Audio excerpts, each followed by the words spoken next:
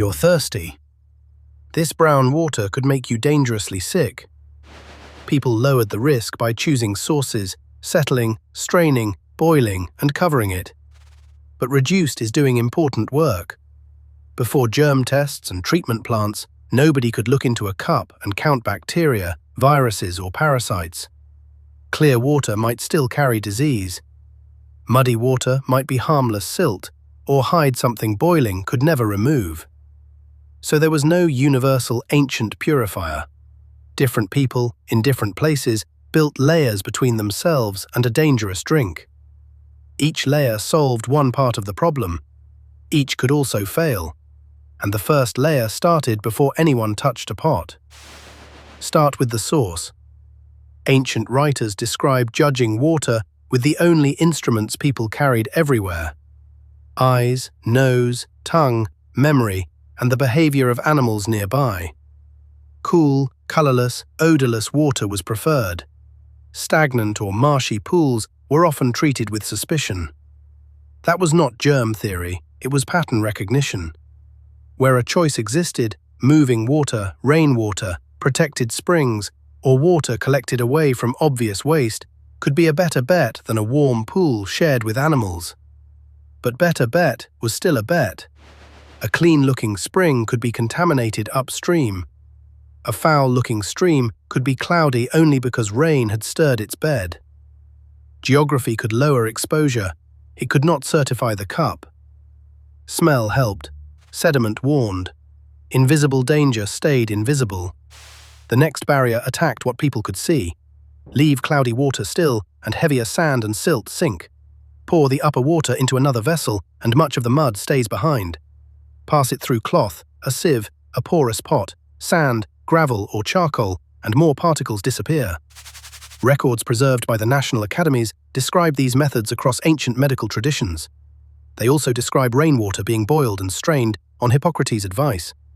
The cloth filter later became known as a Hippocratic sleeve. This made water clearer. It often improved taste. Removing particles could also remove some microbes attached to them. But a cloth is not a force field.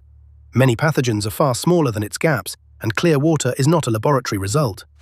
Then why did these methods survive for centuries if people could not see germs? Because a method did not need a microscope to be useful.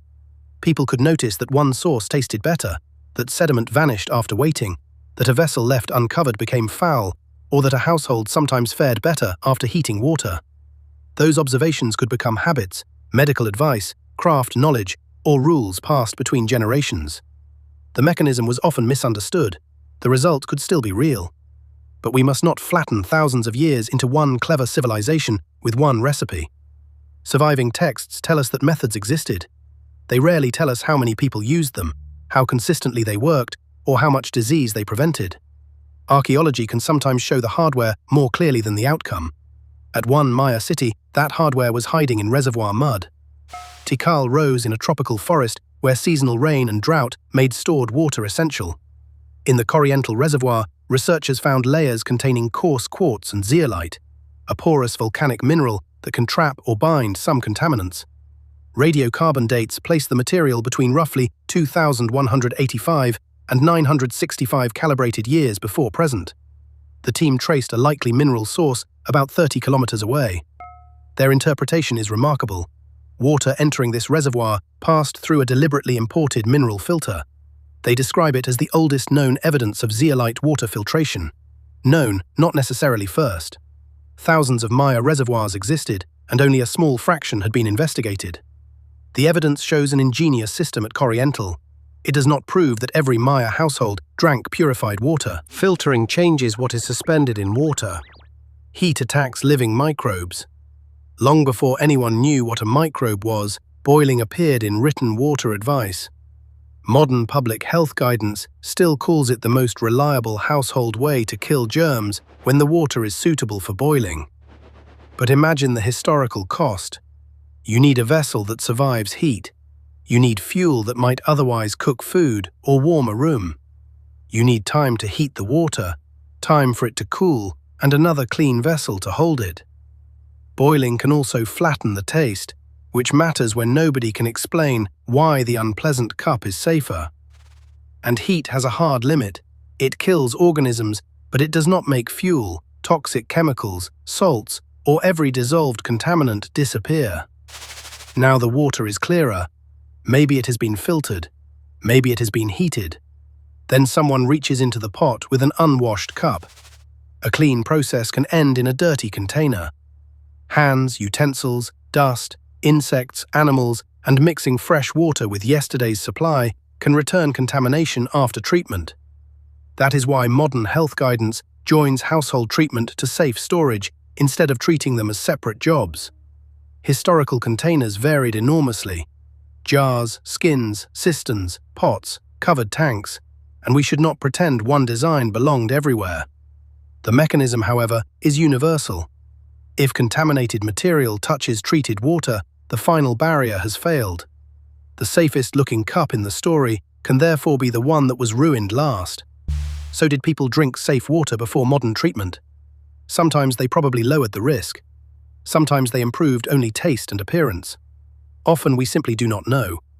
The surviving evidence cannot tell us the public health effect of every ancient settling tank, sleeve, pot, filter, or boiling habit. That uncertainty belongs in the answer. What changed in the 19th and early 20th centuries was not that humans suddenly discovered water could look dirty. It was that epidemiology and microbiology exposed invisible transmission, while engineered filtration and disinfection could be measured and repeated at city scale. John Snow's cholera work connected disease to water in 1854, before germ theory was established. Large-scale filtration followed, and chlorination spread after 1908. Put the chain together, choose the better source, let the sediment fall, strain or filter what remains, use heat against microbes, protect the water afterward. No layer solved every danger. Together, the layers could make a dangerous choice less dangerous. Modern treatment plants use the same deeper idea. Protect, remove, disinfect, and prevent contamination from returning. Spring or boiled river. The glass at your tap feels simple only because an entire chain is hiding behind it.